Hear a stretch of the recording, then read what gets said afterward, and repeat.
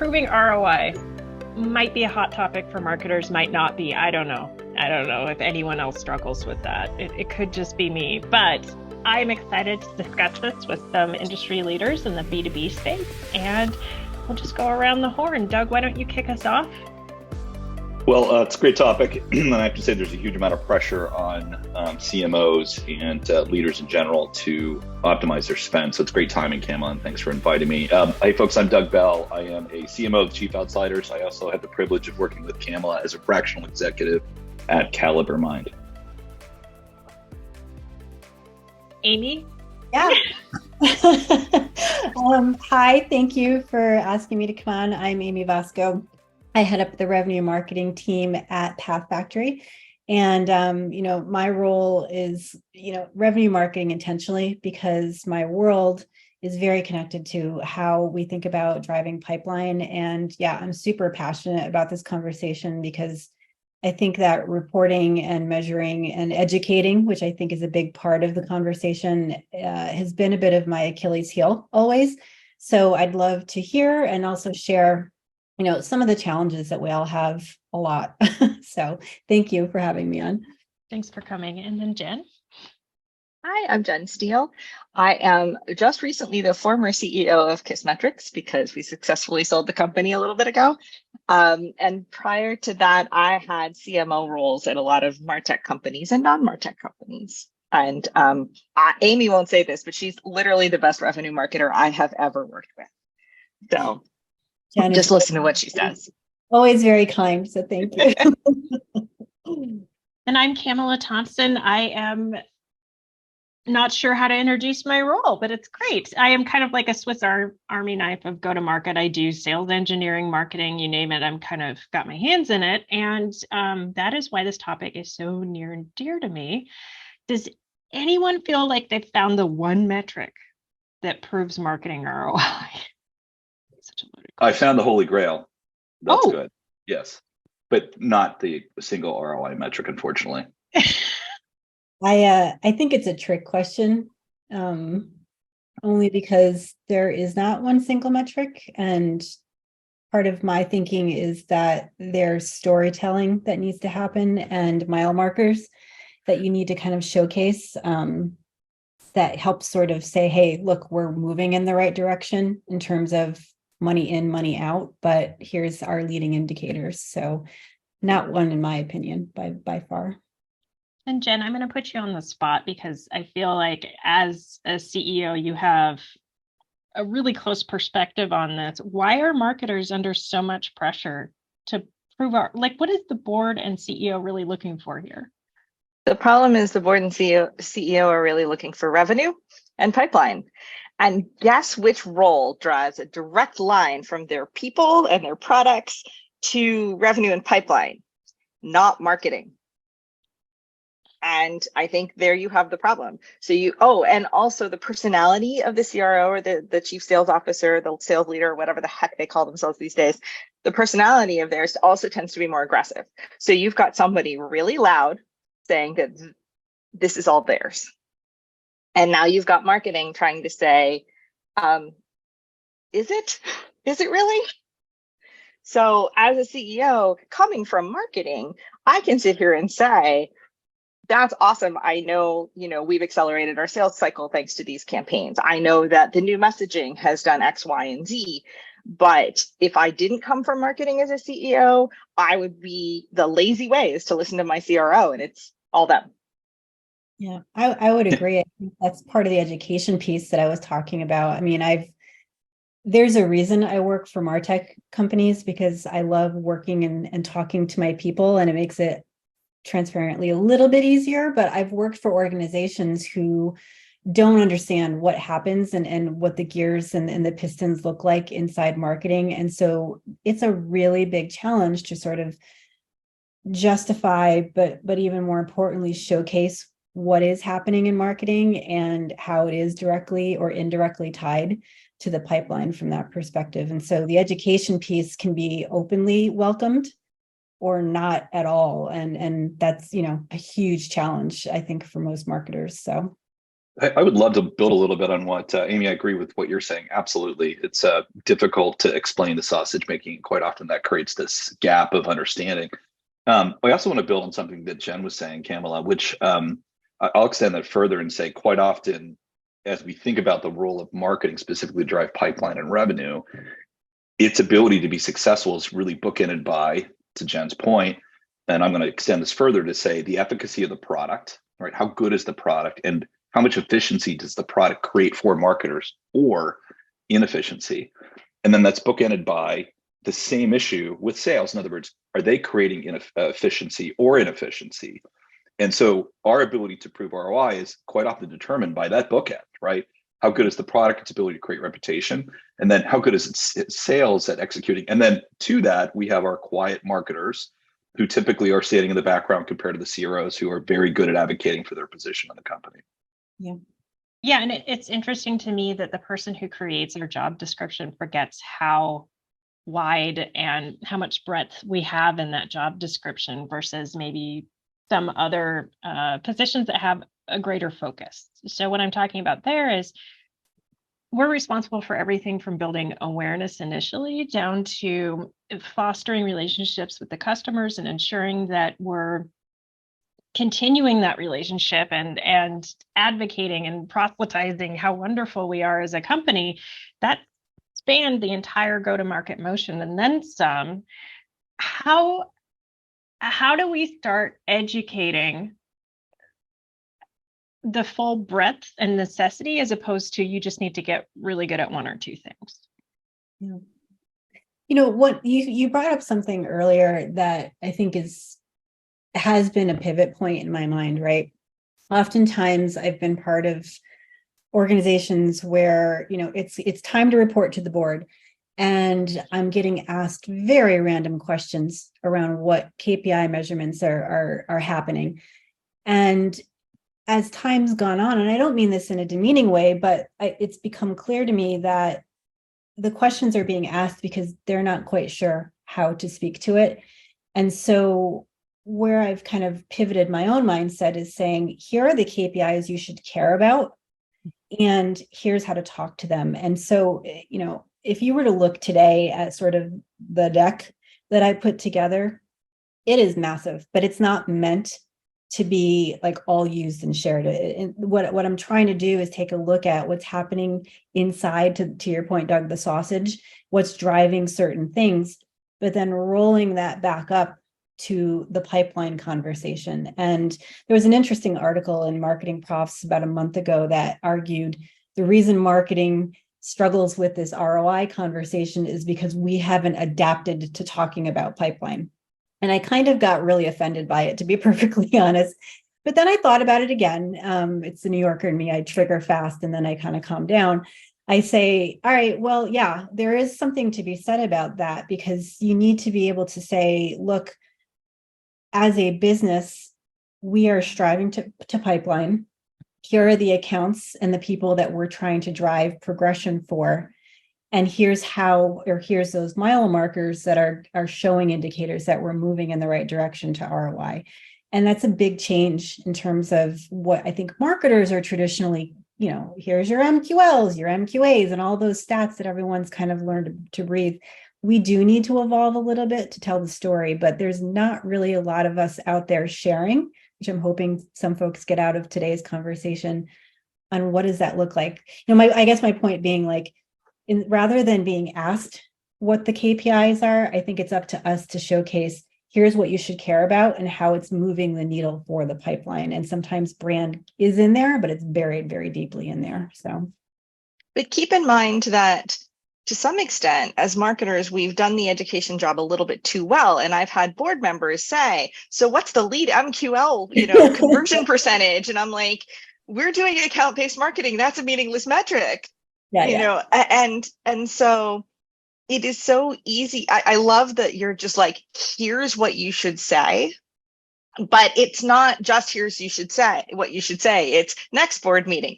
No, we still don't care about MQLs. No, we still don't care. It's a lot of, I hate repeating myself, which is why I was not great at this as the CMO. And I feel guilty because I think I asked Amy for a lot of the random stuff, but for my board meetings. But we think they get it because they use some of the language. But if we think marketers haven't evolved all the way to being able to go pipeline work back, the people that finally just figured out what an MQL is, or maybe never figured it out and just used the buzzword, we have to do that much more education. Yeah, I agree. As the most inexperienced person here, I think what I struggle with is I really understand we're ultimately being judged by pipeline revenue, predictability, the ability to continuously grow and sustain that growth.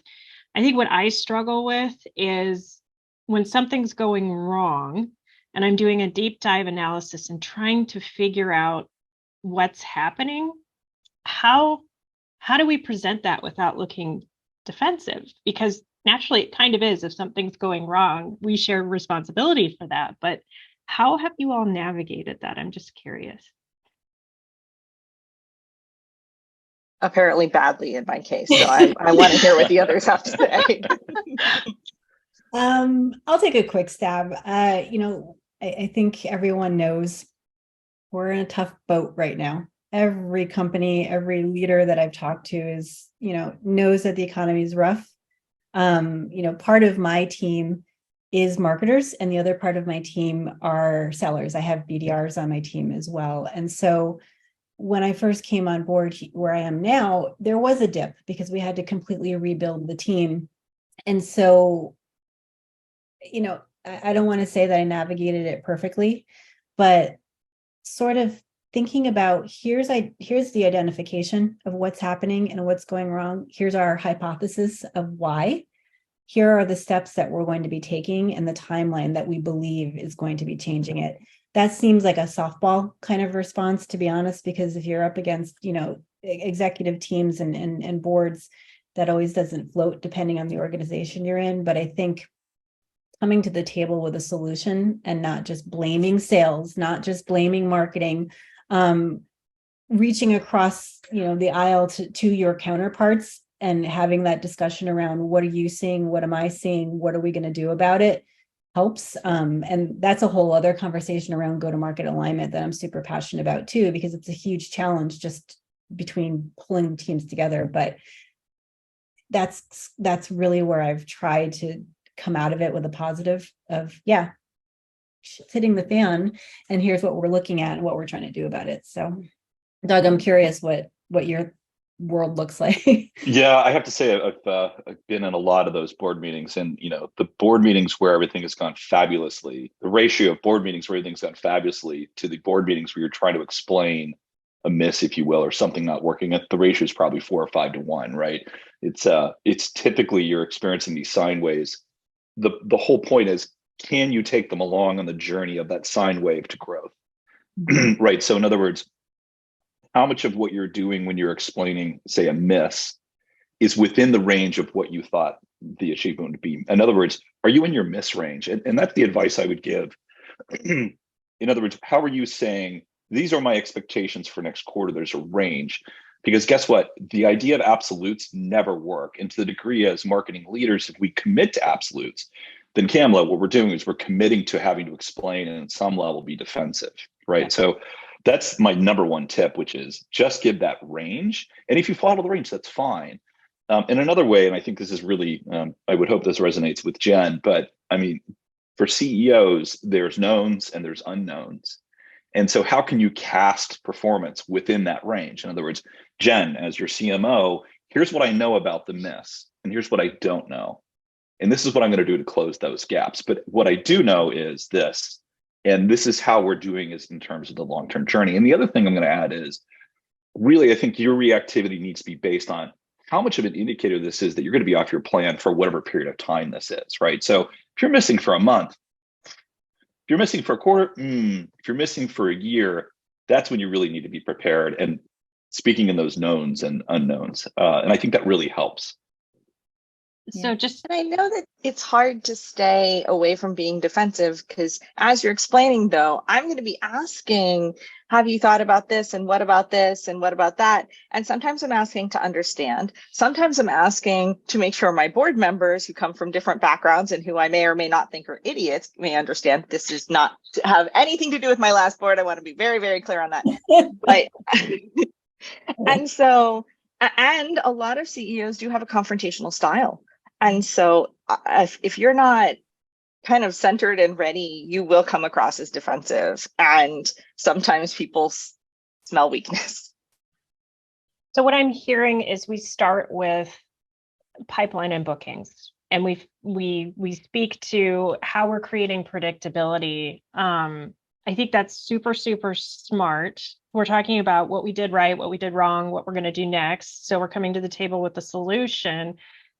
So starting with pipeline and bookings, I'm hearing is the core message here. Like, we have to acknowledge that's what we're being graded on, and that's where we should probably start. We're also going to be asked for early indicators. And I think there's a lot of companies out there that are young and don't have all the tools yet. And I've seen people on the board ask for everything from how many Facebook likes did you get on a post on average to Vanity metrics versus what. Right. And whether or not they're vanity and something we should lean on is up for debate, which is what I'd like to discuss now. What are some other metrics we should bring into the fold beyond whether or not we're hitting our pipeline and bookings goals? Okay, so I'll offer up the first. And again, I'm thinking of Jenn here. I'm not going to let your recent exit as a CEO. I'm going to haunt you on this one, Jenn. I'm like, you know, I was a CMO for longer, right? But the third, I'm not worried. I know. She's got this. Don't worry, Amy. I'll pick on you soon. But That's all right. I think the other metric I would throw in there is short and long term spend efficiency.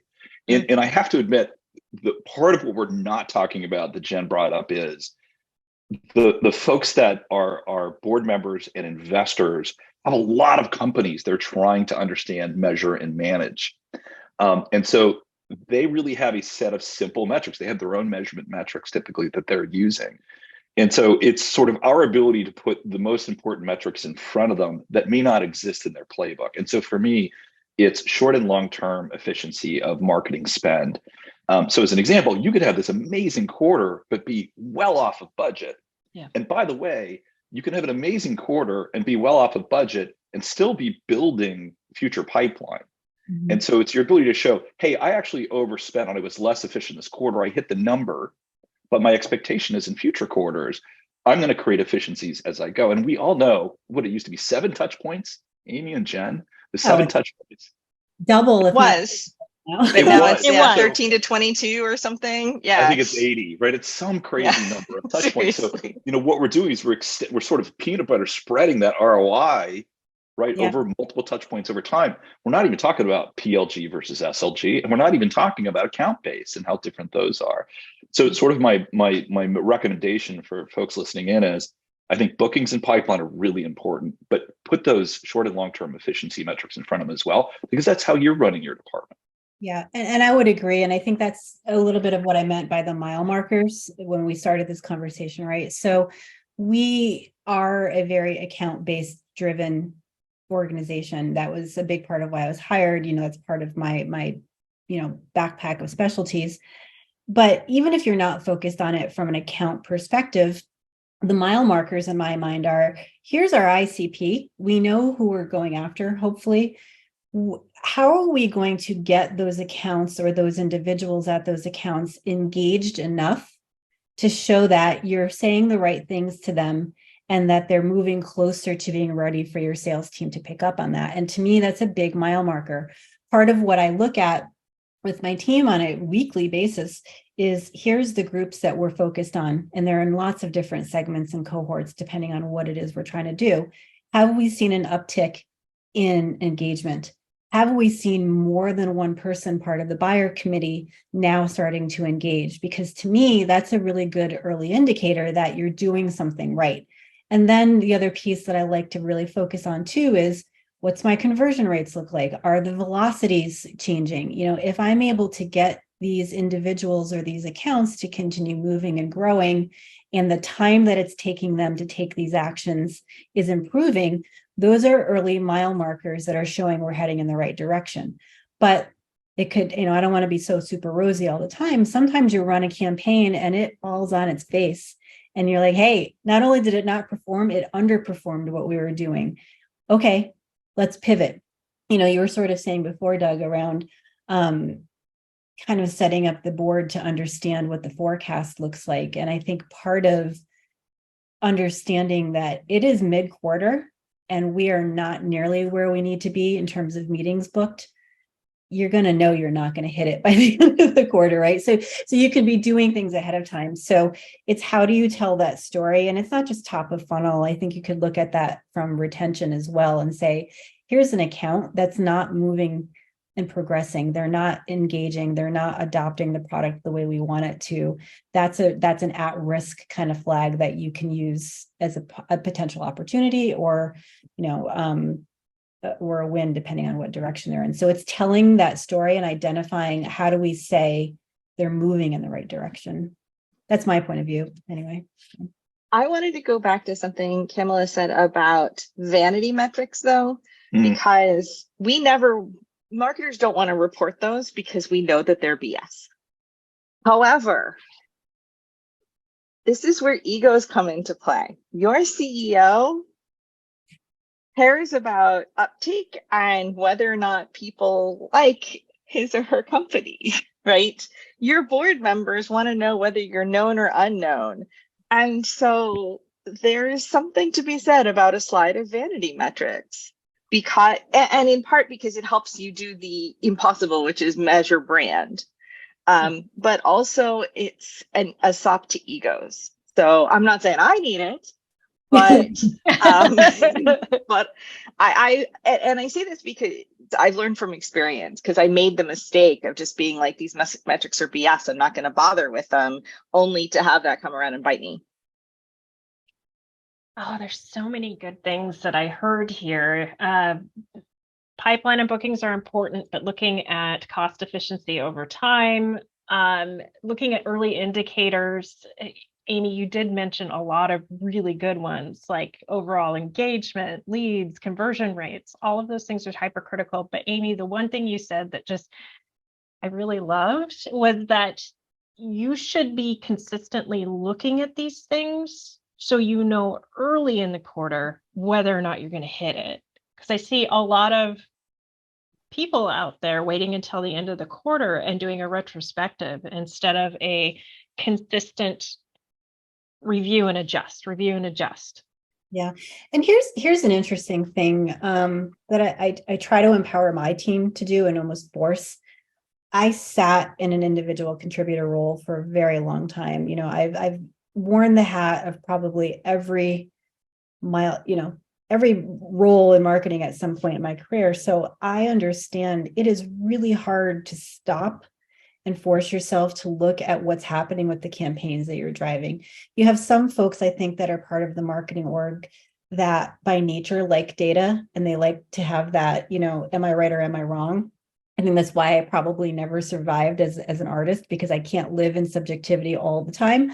And so by nature, they're going to want to look at how their campaigns are running. But I think that by default of these hyper-growth environments that a lot of us live in, you don't take the time as frequently as you need to. And so I've built in to force my team to make sure that on a weekly basis, we're looking at certain things, and we partner with our sales team weekly to look at the pipeline.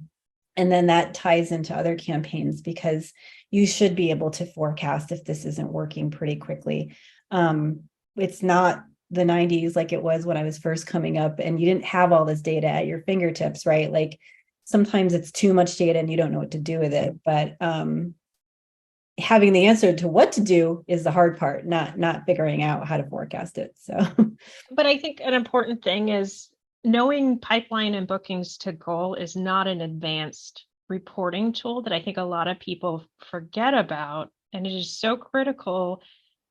If you don't want to seem tone deaf, and talk about how great your quarter was in terms of lead generation, you have to stay on top of those metrics. So there are some, we're not talking about you have to have multi-touch attribution and know how much is marketing versus sales and all of these things. It's just understanding the important metrics to the business. Yeah. That was going to be a loaded question, so I stopped myself. There is one thing I wanted to call out, which is, and I at one point worked in a multi-touch attribution platform, so I'm a little bit biased towards it. But one thing I learned is there's a difference between having to figure out your ROI for every campaign and everything you're doing and what you need to report. Yeah. Because there comes a point with multi-touch attribution. Well, honestly, any attribution model is only as good as your buy-in. And it's hard enough to educate folks that, hey, marketing has to do with pipeline. And the more you're in the weeds with multi-touch attribution and having to explain a roll-up, et cetera, and so on, like, you're going to lose your audience. But that doesn't mean you don't need that internally to be able to say, okay, at the very least, I can tell you that this campaign touched more people late funnel. At the very least, I can tell you that accounts that got hit with this campaign close at a faster rate than accounts that didn't, right? But you've got to be careful not to get so much in the weeds with what you need as a marketer to try to figure out what the heck is going on, that you're like, there's a break between what you need and what you need to report. Yeah. Does that make sense? 100%. Yeah. And I think that's why I was joking before about my 50-page deck. It's not meant to be delivered in that way. It's meant, the back half of it for me is really to absorb what's the big story here? What's the takeaway? Where are we sort of losing in our forecasting and how can we move it? And then roll that up and digest it. And that's, I think, part of our roles as leaders, to figure out how do we create that joint language. I don't always know. I go to Jenn all the time. Jenn taught me, how to kind of get this conversation started. And I think that's part of, the value of having conversations like this, Kamala, which is sharing and giving different points of view. Well, I'd love to ask a question of Amy and Jenn and of Kamala. and the question is very simply, do you feel like there's some dissonance between attribution as a tool for reporting and attribution as a tool for operating or piloting? Do you feel like sometimes there's some confusion in between and the tools? And by the way, everybody has attribution. You have it, whether you've adopted a tool or you've got a spreadsheet with last touch where somebody is manually going and attributing it to it. Everybody has it. Yep. Manual is my favorite part, because it's never right. Never right. Ever. Okay, Which department did this? Yes. All of them. Well, I don't know. I get pretty fired up about the attribution conversation, because at this point, maybe I'm wrong and I'm open for debate, but I don't really care if it's coming from sales, marketing, product, whomever. I'm using attribution to help me understand, where am I succeeding and where am I failing? How much am I spending in this channel and is it working? I'll give you a quick example. My team and I sat down a couple of weeks ago, and to no surprise, we were like, you know what? Display is great in the sense that we're reaching folks and we're getting our name out there, blah, blah, blah, blah, blah, but we're spending way too much on it. And we knew right away, we need to reposition this and use that. It's not delivering the pipeline in the way we want. Mm-mm. And again, it's no surprise, display in my mind isn't meant for conversions, but right. I don't care whether it's coming in from sales or marketing, and I don't want my teams to be built that way. The way I look at even just how folks are compensated, it's equal across sales and marketing in some aspects, because we're in this together. Mm-hmm. I don't mean it like we're not, but so I don't know. I get pretty crazy when folks are starting to talk about the W's and the U's and last touch versus whatever. It's more about channel attribution in my mind. So there's like, what did you touch and when, though? Because, and this is so far in the weeds that your CEO isn't going to care, but you say display doesn't work. I'm like, according to what? Like, what are you looking at? Because if you're looking at last touch, display is always going to suck. Yeah. Right. But maybe you're looking at deal acceleration and what has touched where, right? If you're retargeting, you can look at it and you need to look at it in the lens of the business, because as an executive team, you've probably sat there and gone, oh my gosh, we went from a 3-month close to a 9-month close, which is very common in the current environment. Like, how do we accelerate that? Well, I'm going to look at my campaign so differently if I'm trying to accelerate pipeline to close than if I'm trying to generate new pipeline. 100%. And so, did it work is actually a question that depends on how you look at it, because I've had campaigns that look absolutely horrible for top of the funnel that my sales team couldn't close without, basically. Yeah. I have such strong feelings about this. I've been involved in all of our onboardings lately, and asking question after question, we ultimately get to the point where people aren't looking for a campaign optimization tool at the executive level when they're trying to present. What they're looking for is a more accurate way to display which department gets credit for which parts. So we're looking to get away from last touch or first touch, because we know that's not fair, right? So first touch, you're going to be marketing heavy. Last touch, it's going to be sales heavy, and nobody's happy. We understand that we're touching several parts of the journey. So that's the first thing. None of the attribution tools are implemented to support what so many people are trying to do with it. And that is defend what their department's doing versus other departments. And when you're only looking at campaign activity, the other departments are going to call BS, and you're never going to get buy-in, and you're never going to reach this utopia that you're going for anyway. Another really big problem with attribution is so many marketers look at it as the definitive digital journey of every touch point that's happening throughout the sale. And if you're trying to build that, it's a fool's errand because of all the privacy laws, and it's just, digital is not trackable. And I know a lot of technology-minded CEOs that I've worked with, their thought is like, I've programmed things, I understand how it moves through things, this should be doable. It's not. So we're trying to do things with attribution that it's really not intended to do. I think there is a ton of utility in being able to see what works when. I think there's a ton of utility in being able to move away from a common mindset that you really only need to do 1 or 2 things really well to scale a company. And when it comes to marketing, you have to have a wide array of skill sets and tactics that you're using, because they're each effective at different points. So I don't know that that made a ton of sense to folks, but I see as attribution is being used for one thing, and it's really good at these other things. And instead of focusing on the other things and not over engineering things and not overthinking it, we're trying to overcorrect because it's not doing the thing we really want it to do deep down. Does that make sense? Except that we shouldn't, the credit conversation drives me bonkers. Oh, I know.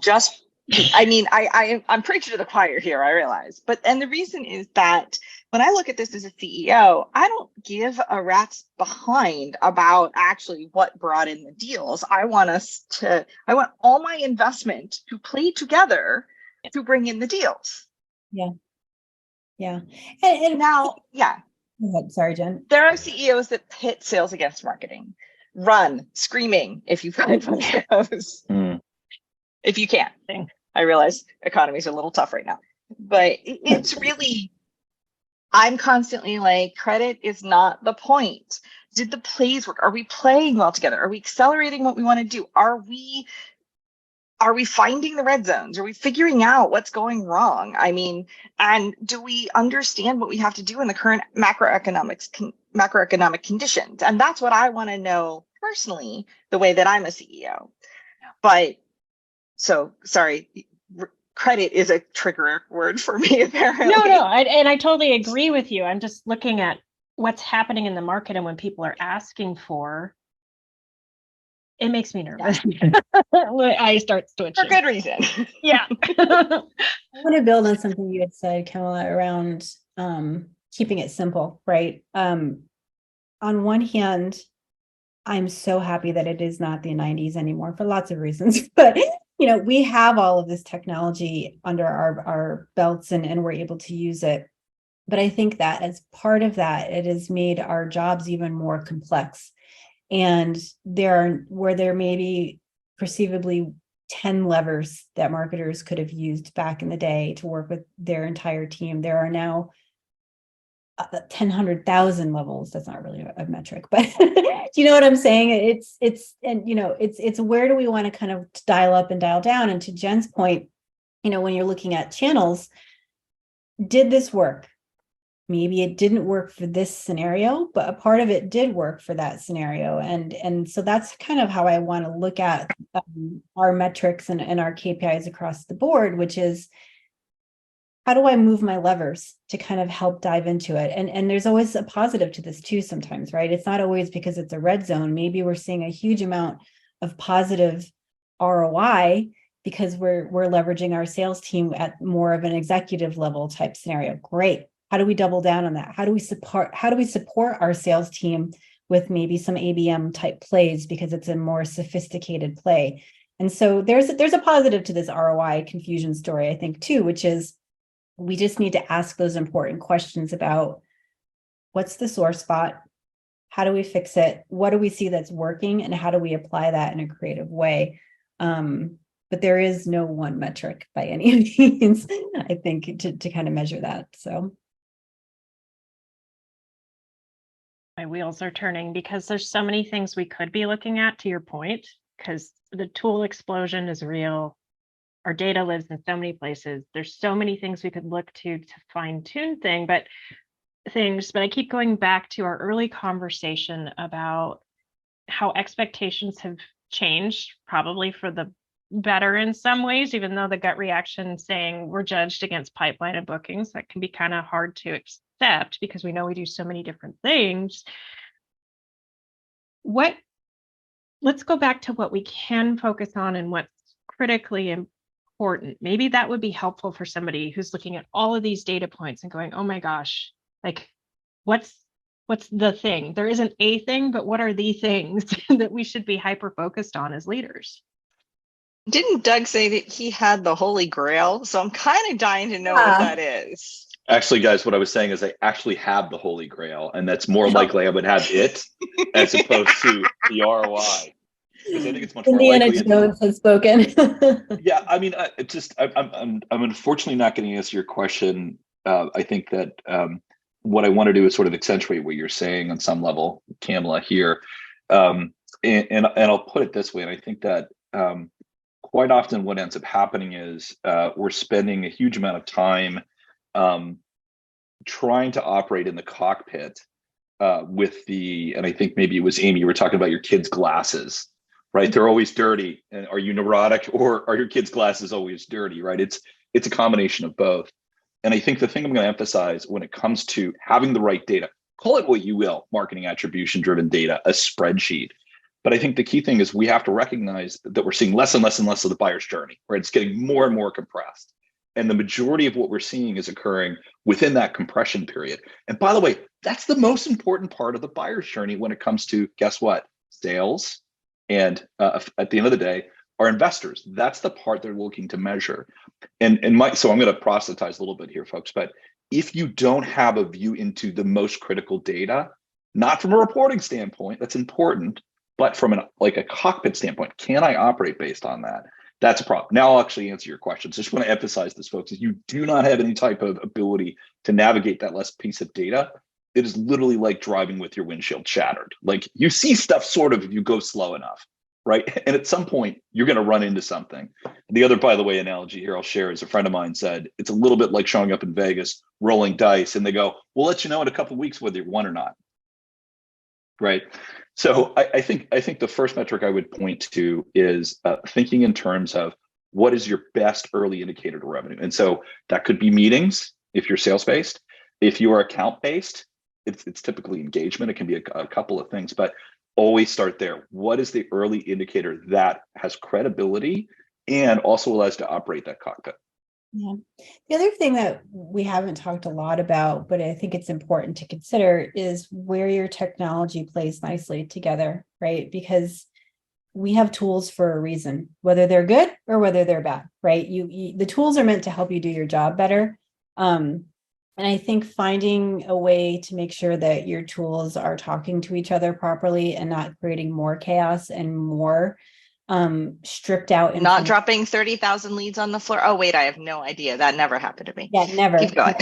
So I just think, as marketers, as we're in a tough environment right now, right? Our budgets, our resources are stripped thin. You got to think about what the tools are that you have, and are they making more of a mess, or are they actually giving you the right insight that you have? I went to a conference back in November, and there was a lot of discussion about the upcoming year, and a lot of folks kind of talking about, how do I retain the customers that I have and all of that. And my semi-crass analogy that I've come out is, people are literally holding the bowl, right? They're like, if I don't move and it stays still, status quo, nothing bad will happen. We won't fall down the drain, right? And I think that you might need to make some hard decisions and hard looks at what's happening with the tools you have, and is it making more of that mess?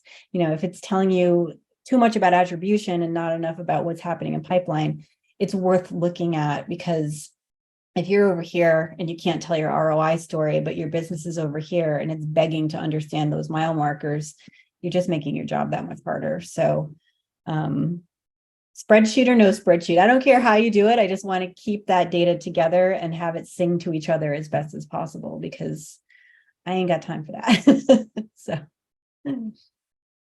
we do have a question from the audience. It's easy to find/measure ROI from paid search ads and SEO, which I don't agree with, but that's fine. What is much more difficult is determining ROI from a disconnect effort, such as event, convention, conference. How have you been successful at measuring the effectiveness of sponsoring a conference when leads from those have a long conversion timeline? I'm happy to go. So I think the best way to understand this, and I think the person asking the question, very valid question, by the way, because I will tell you, there was sort of trade show vengeance post COVID, right? Just everybody was going to conferences, and the booths were just slammed, and it had so many great conversations because people really were over socializing, if you will. And ROIs were much lower than we expected them to be based on those event programs. I think that was universal with marketers, like, wow, really expected something better. But I think in some way you've answered your own question. Whoever this is who's asking the question, I think it's a really good one. By the way, I agree, Camel, SEO, I don't find simple to find the ROI on. I was the CMO of an SEO company for 5 years and never could quite figure it out. But what I say is it's over time. So how are you measuring the impact of that net new conversation or that engagement that you've created over time? And the other thing is really what we're talking about here is tactically, how do I understand the return on my investment for an events channel overall, right? That's really what we're talking about. So measuring a single event, I think, is folly. I think what you're doing is measuring the channel over time, and your metrics tend to be a little easier to understand then. Oh my gosh. I'm sorry. Well, I don't want to cause you pain, Kamala. You look like you're going to explode if you don't say something. I feel like self-education and external education is such a huge, huge part of this, because salespeople are really good at understanding the funnel. And what I mean by that, they understand conversion rates throughout and how long it takes to get from point to point to point. Marketers also have to be well versed in this so they can start an education program before the trade show ever happens. I had a CEO walk up to a CMO that I was reporting to and ask a week after a trade show how much revenue they'd gotten out of it. And our sales cycle was 12 months. And all I could think of was, wow, there is a huge disconnect between what's realistic and what can happen. And then the other thing I'll say really quickly is this is a place where multi-touch attribution actually is really helpful if you're looking at full path, because those events are often used by salespeople to keep deals propelling forward and engage customers. So if you can show that right away, because that will be there right away, they already have an opportunity in flight, that's hugely helpful. But educate, educate, educate. Sorry. Next person. I was going to go back to actually the way that I've tended to look at individual events is we were talking about early indication metrics, right? If you're sales based, it's meetings booked. If you're account based, it is engagement. And funny enough, you can actually track most of that, right? Because if they're engaged, they attended your dinner, right? You can record that in your tools, or there's a booth scan or something like that. And so it really has to do with like, what are those early metrics?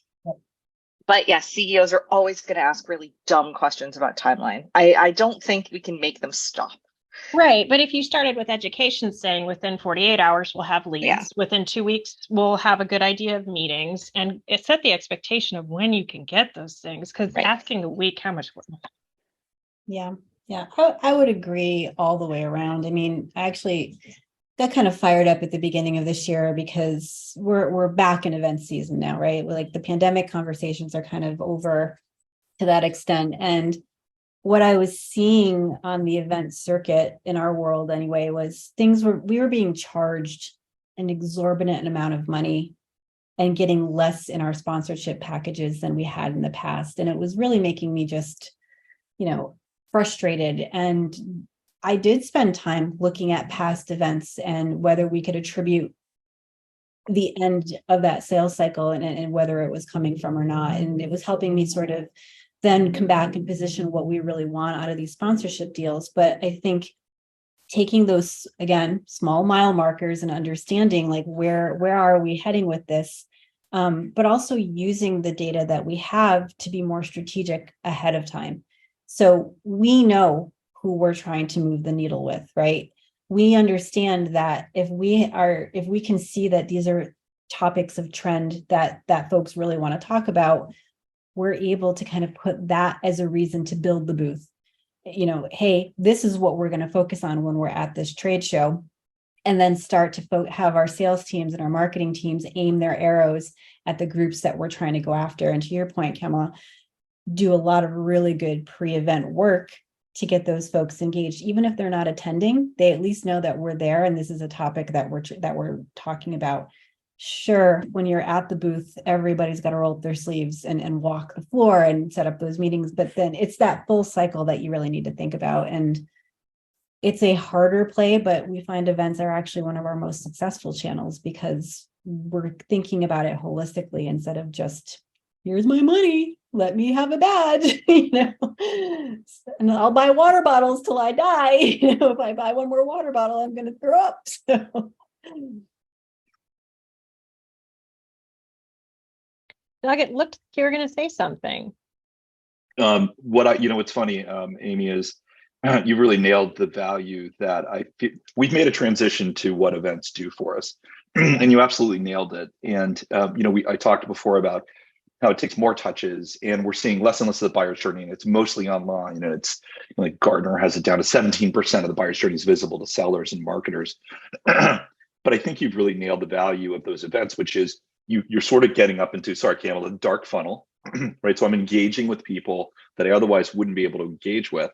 And typically, if somebody's willing to spend time talking to us in a booth, there's a level of intent there or a level of need that, at the end of the day is something we don't always get or can't measure with digital. So I agree. And I would also echo what you're saying, which is I feel like because there is such a return to events and, they're selling out quickly, they're squeezing the vendors on the other side. And so we understand what's going to happen. That ultimately will boomerang back over. But I would agree, I'm seeing a lot of sort of squeeze happening as the model changes and they're able to get people to attend without as much effort. Yeah. We have any event organizers here? Just please, can we hear other people talk and have an honest conversation about what's working and what isn't, as opposed to just the sponsored speakers? Thanks. Bye. I have another question, and Amy's going to love this one. How can we encourage alignment between sales and marketing outside of the CMO and CRO or VP of sales or whoever meeting regularly? You mentioned reviewing data together, which is fantastic, but how can tacticians work better with AEs and BDRs so they can share the responsibility and celebrate wins together? Go out drinking. Oh, wait, sorry. I'll let Amy answer. Yes, no, that is very great true. question. Yeah, that is very true. I've spent, I would say, most of my career doing this. I was in sales for a long time before I came over to marketing. And so I think the first piece that both groups need to realize is that our DNA of how we approach the problem is extremely different.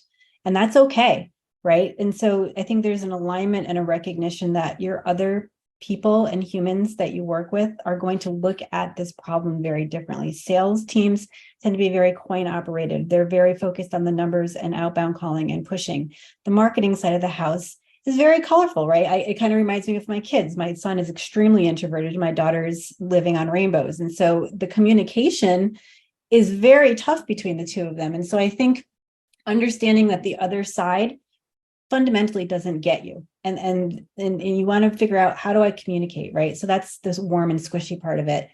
I think really making sure that you're aligned and that you're also measured on as many of the same things as possible gets people in line together pretty quickly. And that's not always easy, but a portion of both of my sides of the team have the same goals and the same metrics, and they're either bonused or commissioned on it because we're driving towards the same goal.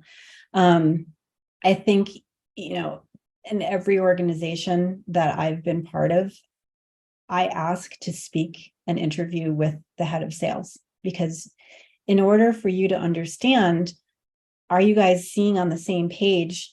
And is there an empathy on both sides of the fence? Helps. Now, look, if you've been working at a place and you're trying to figure out how to line that ship sailed, and you got to figure out how to kind of work together, but being judged or measured, and I think yearning for the same goal is a good place to start. Sharing metrics and data is another place.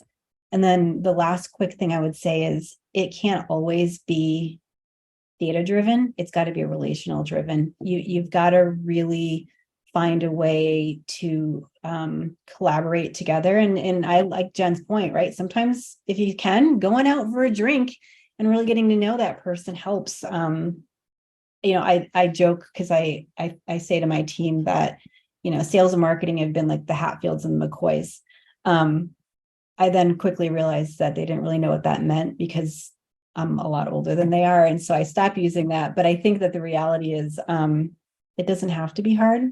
You just got to treat each other like humans and have the same goals. So. And that's so important. Like where I've worked, where there was a massive misalignment, we did everything right? We had the meetings, we did this, we even go out drinking. And then I would find out after the fact that one of my marketing leaders kept bad-mouthing one of the sales leaders internally, or the CRO kept complaining about me to their team. And that poison will always seep in. So I am super duper careful not to be like that person did not, but instead to work towards being solution oriented, even if I am frustrated AF with the people. Yeah. I'll just throw in here, folks, and say that I do think this is on us as marketing leaders. It is really up to us to make sure that the alignment is working well. I don't want to simplify what sales does, because what they do is so important. By the way, everybody out there that's a marketer listening, what they do is incredibly hard. Okay. Mm-hmm. That's a really hard job, and it's very bottom line, and there aren't a lot of stats to hide behind. So starting with that understanding and really building from the outside in, meaning what's your number one metric? If that is meetings or that is engagement, you're going to know how your sellers are doing and how they feel about marketing based on whether or not you're hitting that metric. And really meet them where they are in terms of always. So and I do it too still, right? I'll get on calls with the sales team and I'll be like, here's all the stuff we're doing. They don't care. I mean, to a degree, they want to know we're active. But what they want to know is, what am I doing to drive meetings or engagement or what have you, right? Demo signups for PLG or free trials. Like, what are we doing and what are the results going to be? And so starting there, and I do think it's on marketing at the end of the day. I really think it's up to us to create that alignment. 100% agree. And what I've always taught my teams is, you got to keep it simple, and not because they can't handle it, but they have a very hard job and they don't care about the color palette and like, that's okay. That's for us to have fun with, right? Keep it simple. Spoon feed if you need to. Like, here's literally the script that you need and the list of accounts that we want you to go after. And it's not because it's our job versus their job. I just look at marketing as needing to be the organizational part of the team that takes it that much farther, so that they can actually just get on the phones and probably face a lot of rejection a lot of the time. So keep it simple, give them what they need, and ask for feedback too, right? Help give them that space to tell you what's working really well for them or where they're struggling. So every company I've been in, I've heard the leads are terrible and sales isn't following up, and they're both right. But the really interesting part is figuring out why that is. Mm-hmm. So I think, Amy, I love that you started in sales. My husband was in sales for years and years, and I supported sales and operation roles for years and years. And watching these people get stressed out about whether or not they can feed their family and keep their job, and it's just it builds a lot of empathy. And I'm not saying I always did everything right when it came to aligning with sales, but I didn't shy away from the tough conversations about what am I doing right and wrong, what's working for you guys, what isn't, and where are there gaps. Because it's not just they don't want to follow up on your leads. It's never that simple. There's something going on and we need to dig into it and figure out how we can meet in the middle. Mm-hmm. I just really like that empathy. Like, we didn't say it outright, but I'm hearing that a lot. Mm-hmm. Yeah, for sure. I do want to Doug is 1,000% right. Our marketing has to do it. Like, marketing, it's really on marketing. Why? Because fundamentally, the business, the CEO thinks that the business could run without marketing, but he or she does not think that it can run without sales, because guess who closes the deals? Yep. And so does it feel fair? Absolutely not. But fundamentally, that's why it's incumbent on marketing to reach out. Yeah. And if you don't like it, it's not. Get out of marketing. Right. Oh, wait, sorry. Go to B2C. Okay, so we have another question. I know we're close to time. Would moving from ROI to DCF or discounted cash flow help to budget for privacy compliance? Wait, read that one more time. Would moving from ROI to DCF or discounted cash flow help to budget for privacy compliance? I was hoping I thought it was my inexperience talking. I'm not sure. Whoa, yeah, no, I mean, gosh, I love those detailed questions. I don't know enough about security compliance. I spent a few years in doing an M&A work, and I'm being triggered by discounted cash flow. way too many nights with a HP 12C calculator and Lotus Notes in a Connecticut conference room. So he's triggered. Yeah, I sorry that you're triggered. Yes, just I'm nightmares of too many Coca-Colas in bed, pizza. So what I would say is this. I feel like if you were trying to, discounted cash flows are not the right tool. Let me make this really simple, right? What you're talking about is trying to unpack revenue and revenue attribution to use DCF, right? So I just say, don't do it. I'm not sure how that applies to the industry, but I would just say it's really a big time trailing metric, and you're packing all the problems we just talked about into the discounted cash flow measurement. So the way that I think of the privacy concerns, the dark funnel, et cetera, I have a degree in science.